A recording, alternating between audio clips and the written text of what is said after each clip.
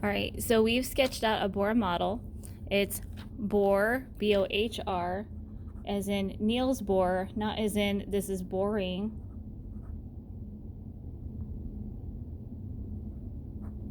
All right, so this is the Bohr model.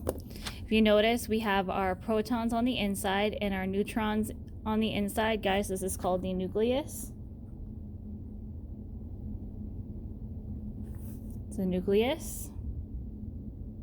And around the outside is the electron cloud. And it's called the electron cloud because these electrons are in constant motion, and it kind of creates a cloudy area when you look at it under an electron microscope or something similar to that. It's kind of a general area where the electrons hang out in different levels. And I'll go over the levels later on this week. All right, so the way we created this was we have the atomic number is 8, therefore we have 8 protons. If you go up here, you can count all the little positives.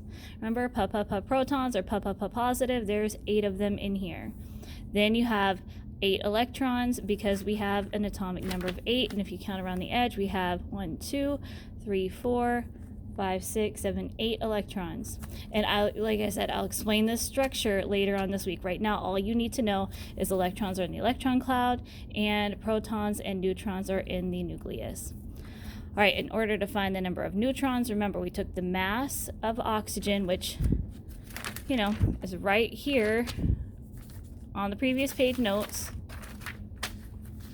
minus the atomic number, and that gave us our neutrons. And you can see all my little zeros. Again, neutrons have a 0 charge. They are 0. All right, so we're going to use this document to create those notes. There are 2 parts of the atomic structure.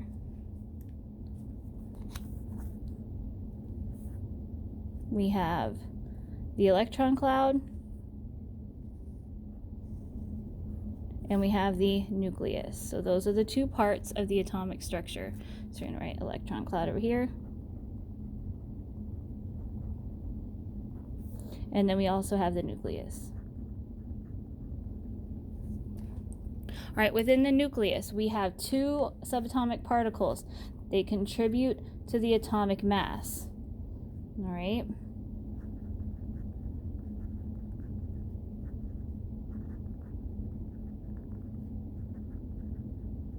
Remember our mass.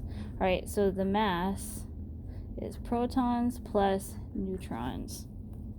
Protons plus neutrons. And I went ahead and included the charge. Remember, protons are positive, no for the neutrons. No charge. All right, so over here we have our neutrons. Here we have our protons. All right, protons, neutrons. All right, protons have a positive charge.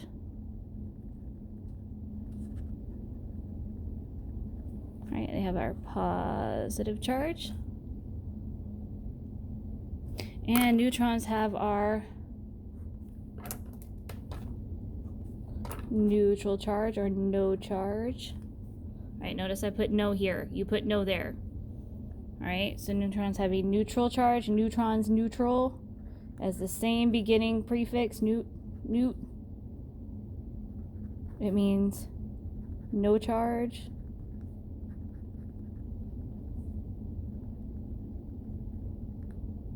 All right, make sure you put no. Remember, this is a big N-O, no. No, all right, don't really put that. Don't really put that. I don't like that. Remember, it's neutral, so it's no. No. All right, then we have our electron cloud. This is negative. The whole thing is negative. All right. The reason being is because it has electrons and nothing else. And electrons, going up here, circling that in red. Ooh, that's messy, sorry. Are negative. All right, so they have a negative charge.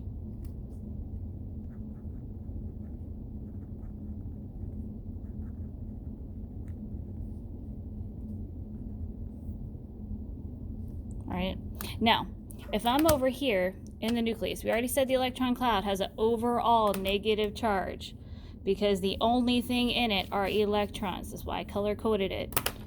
But over here we have neutral and we have positive. What's a positive number plus nothing? It's always, always, always going to be a positive. All right, so I'm going to give that a positive charge. All right, it also has the mass. This is where the mass is. So I'm going to put a little note off to the side, just so I remember this piece of information. This is the mass. These have so little mass and they're in constant motion that we don't measure them. Okay, so here's your overall thing. I'm going to take a picture, and that way you guys can have a few more seconds to copy this down.